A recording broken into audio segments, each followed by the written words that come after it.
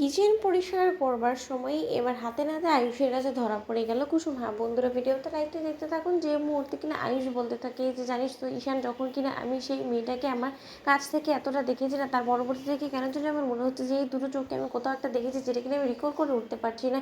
একবার কুসুমের কাছে গিয়ে এই বিষয় সম্পর্কে কথা বলবো। ঠিক সেই সময় ঈশান যখন বলতে থাকে যে ভাইটা একমাত্র কুসুমই পারবে সমস্ত সমস্যার জটলা খোলার জন্য, তুই বলছো তার কাছে যা। ঠিক সেই সময় আয়ুষ যখন কিনা কুসুম কুসুম বলে চিৎকার করে কিচেনে ঢুকে পড়ে। ঠিক সেই সময় কুসুম যখন কিনা সেই অবিকল সেইভাবে নিজের মুখ ঢেকে যখন কিনা পরিষ্কার করতে থাকে কিচেন, ঠিক সেই সময় হঠাৎ করে আয়ুষের এত জোরে চিৎকার শুনে যখন কিনা কুসুম পড়ে যেতে না, ঠিক সেই সময় আয়ুষের নজর গিয়ে পড়ে কুসুমের উপরে। এবং আয়ুষ যখন কিনা এক দৃষ্টিতে কুসুমের দিকে তাকিয়ে থাকে এবং আয়ুষ মনে মনে বলতে থাকে যে এই তো সেই মেয়েটা, অবিকল সেই মেয়েটার মতন দেখতে কুসুমকে লাগছে। এবং এমন কেন আমার মনে হচ্ছে যে কুসুমের দুটো চোখ এবং ওই দুটো ছবির মধ্যে থাকা দুটো চোখ একদম হুবহু মিলে যাচ্ছে। এবং আমি যদি খুব একটা ভুল না হয়ে থাকি, কেন আমার বারবার করে মনে হচ্ছে যে কাল যার সঙ্গে কিনা আমি এতক্ষণ আলাপ করলাম সেই মানুষটা এবং কুসুম এক।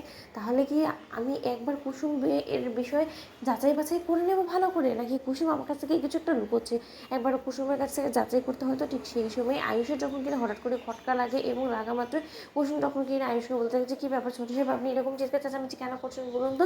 ঠিক সেই সময় আয়ুষ যখন কিনা বলতে থাকে যে কুসুম, কালকে তুমি সেই কম্পিটিশনে কেন যাওনি বলো তো না, এর কোনো রকম কোনো ব্যাখ্যা দেওয়া আছে? কারণ মা তো কোনোদিনও তোমাকে আমাদের সঙ্গে কোথাও যেতে বারণ করেনি, এবং তুমি গাঙ্গুলি গ্রুপ অফ কোম্পানিজের ব্র্যান্ড অ্যাম্বাসাডার হওয়া সত্ত্বেও তুমি কেন সেখানে গেলে না বলো তো।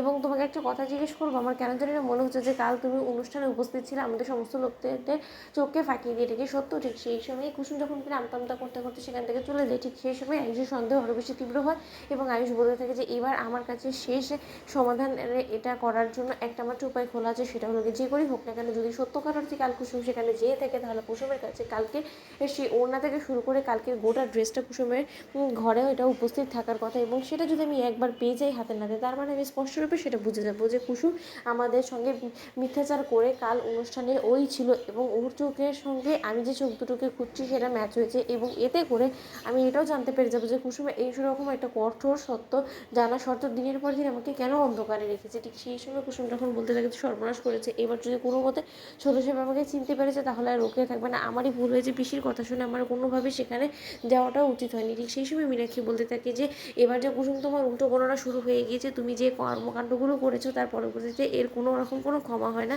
এবং তুমি যখন একবার আয়ুষকে সমস্ত কিছু বলেই দিয়েছো এবং আয়ুষ যখন এতটা উঠে পড়ে লেগেছে সেই ব্যক্তি অবধি পৌঁছানোর জন্য, তাহলে তো এবার যদি একবার তোমার সত্যটা ফাঁস হয় তাহলে আয়ুষেরটা ফাঁস হবে। তো বন্ধুরা লাইক এবং শেয়ার করো, সাবস্ক্রাইব করো।